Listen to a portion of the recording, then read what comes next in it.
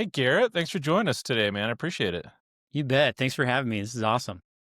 Yeah, I'm stoked to have you, man. I have heard I've met you on a couple of occasions, but a lot of people that I know, respect, and admire have lots of good things to say about you, man. So they've either worked with you and had a chance to learn from you. So I'm really looking forward to the conversation today. So it's Appreciate nice to that. finally meet the legend. Yeah. Well, you have to tell me who it is so I can pay them their fee afterwards for saying nice things about me, right? I figured it was probably some situation like that for sure. No, that was awesome, man. I'm looking forward to the conversation today. Yeah, I figured let's just do some quick introductions. Why don't you tell everyone a little bit about yourself, what you've been up to, and we'll go from there. Yeah, sounds great. So I'm an early stage B2B marketer. So I've worked the last decade in early stage startups, kind of as the first marketer, leading marketing teams as a CMO, mostly in software companies. And I've had my own company for about the last 2.5 years consulting with early stage companies. So I'm often working with founders or that first marketer to help them understand how to grow their business, how to position, what go to market strategy looks like, what that even means, and really what it comes down to is those early stages are so hard. You have limited resources. How do you grow your business? What do you focus on with those limited resources? And so I kind of function as an advisor or coach or consultant for those early stage companies. It's been an awesome journey. That's awesome, man. Very cool. Yeah, and you've had some great experience too, working in house, and then decided to go and doing your own thing. So very cool. Love that you're taking that knowledge and kind of spreading that around. Well, very cool. Well, yeah, I think we just jump right into it. I know you and I chatted about a few different topics. There's a lot of different directions that we could go, but I know you've got something that you want to teach us today. So we'll turn the time over to you. What are you going to teach us about? Yeah, so I appreciate it. I'm excited to kind of share something that's been top of mind for me. It's kind of a new framework, a new way to think about growing early stage B2B companies when you're selling to other businesses, and it's something that's helped me a lot and my clients as I work with them. So let me share my screen. I just have a couple of slides I want to walk you through, and you can tell me how good or dumb you think the idea is. Okay. Okay, I'm gonna be straight up with you. If it's dumb, I'm gonna tell you. I want you to. I want you to be Okay. straight up with me, Jordan. All right. Okay. Sounds good. All right.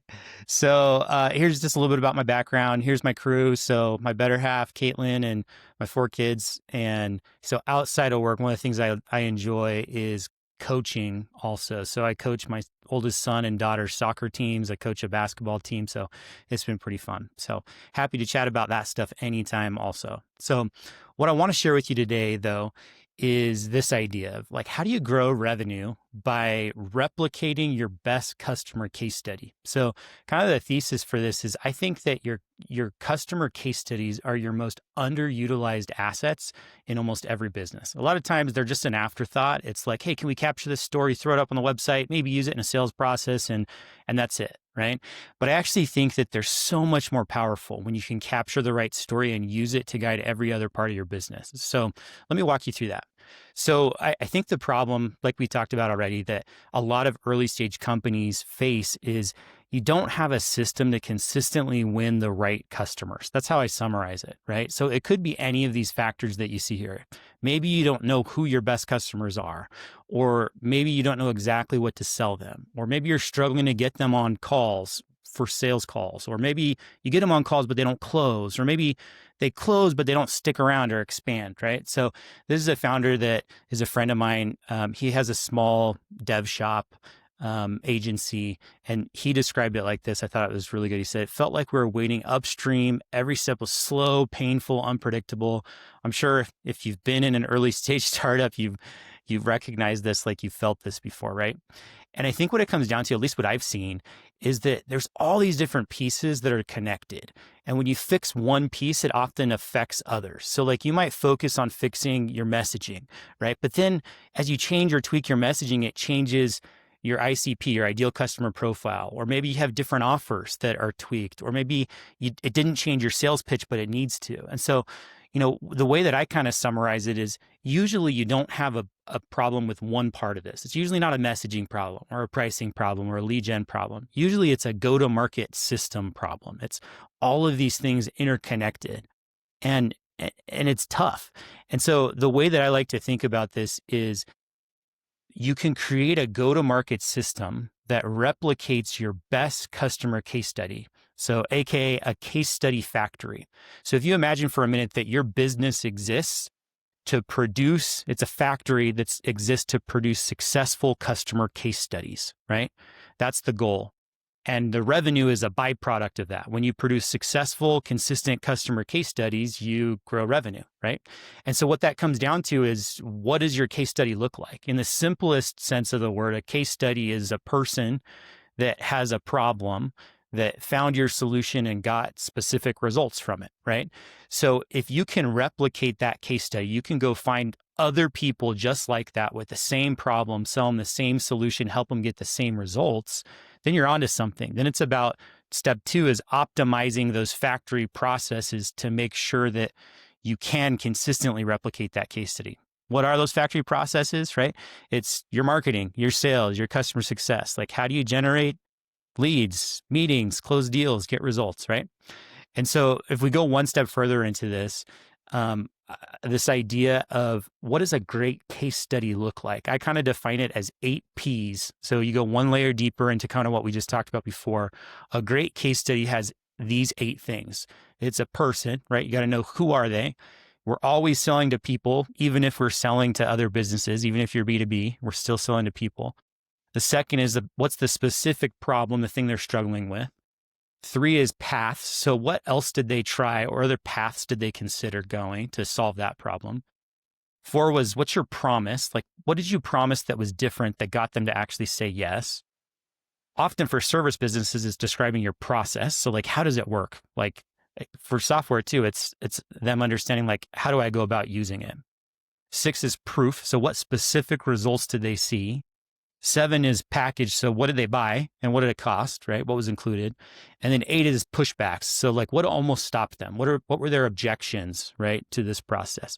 And if you can understand that, all of that stuff for your best customer, then you can use that across all parts of your business. That customer case study then fuels growth across all of those other processes. It can fuel your website copy. It can fuel content themes, the channels that you focus on. Your sales pitch can actually model that. Qualification, objections, even down to product and delivery, customer success, and the outcomes you're tracking, expansion triggers. And so I really think that a really good customer case study, a consistent one that you can repeat over and over, is the most important thing to help grow your business, right? And so how do you go about doing that? Like, this is kind of the simplest way that I like to think about it is, first, you got to pick your case study. You got to choose that one success story that you're going to gladly repeat. You got to document it. So I usually think you got to interview and talk to that customer and go deep and understand all those different parts, capture what worked. You got to map out your growth processes. So like, what are you currently doing to attract, sell, deliver, and retain? And then you start looking at that as a system, and you start identifying the bottlenecks or the weakest links. You tweak copy, right? Or offers or steps to match that case study. And eventually you optimize the system until it runs really smoothly, right? It's that assembly line that runs really smoothly. And when that happens, then you start to repeat. You create a second case study that it's maybe slightly different. It's a slightly different use case or a slightly different problem that you're solving, right?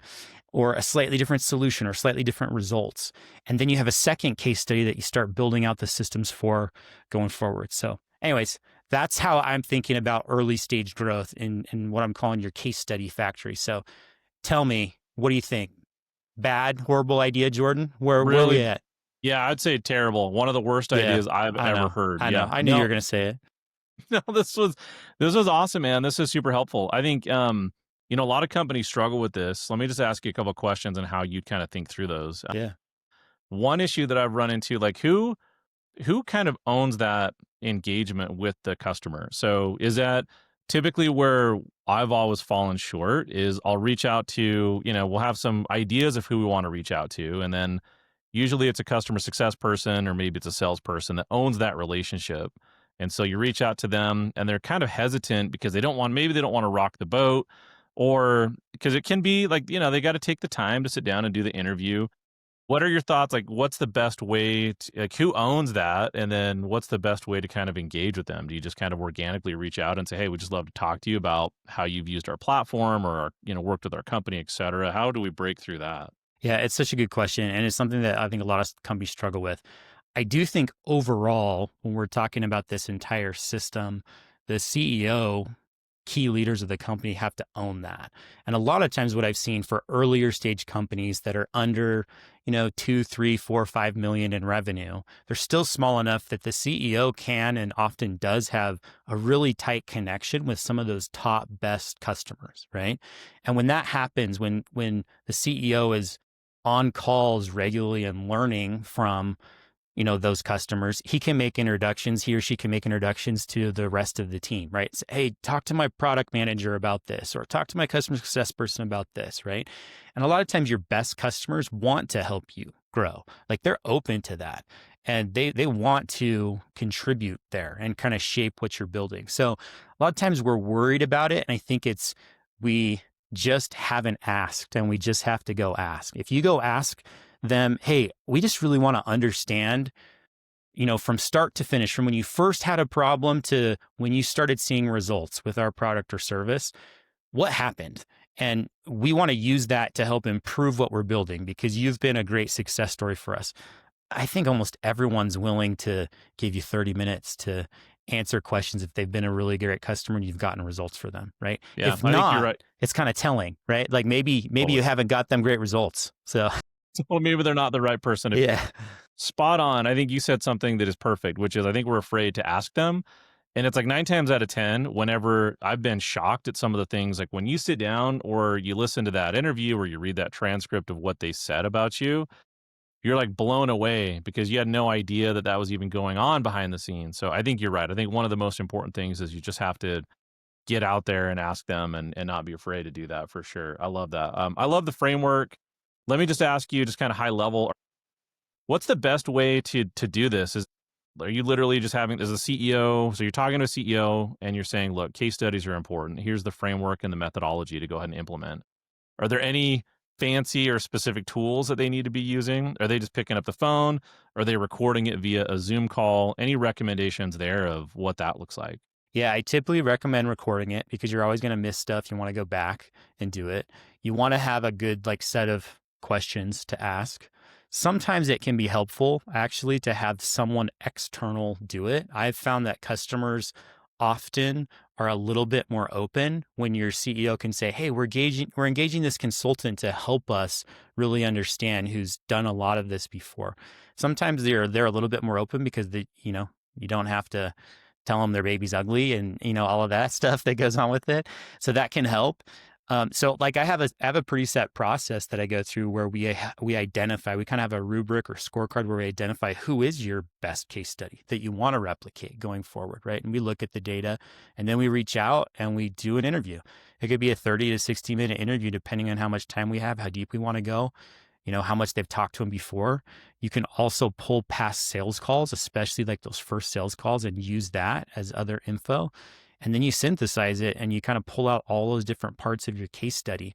I think the key thing at that point is that's usually where most companies stop. But I think that's where the magic starts to begin, because if you have all that detail, now you can use that to shape all of your messaging, to shape the channels that you go after, to shape your entire go-to-market strategy.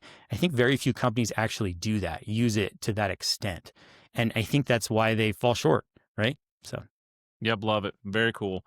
Well, Garrett, if someone wants to get in touch with you and they need some help with their go-to-market strategy, what's the best place to find you? So I'm pretty active on LinkedIn. Feel free to reach out to me anytime there if you have questions. My company's called Prelude Marketing. So preludemarketing.com. You're welcome to visit there and reach out. And then I also have a Substack newsletter that I write a couple times a month. It's called GTM Go-to-Market Foundations. So love to have you stop by and visit. Tell me what you think. Very cool. Love it. Yeah. If you don't follow Garrett on LinkedIn, I would highly recommend it. He's got some great stuff. He's consistently posting. And that's actually one of the reasons we wanted to talk to him. So we loved his content. So Garrett, thanks again, man, for jumping on. Really appreciate you taking the time. Thanks for teaching us this today. I really appreciate it. Thanks for having me, Jordan. Have a great rest of the day. Take care. See ya.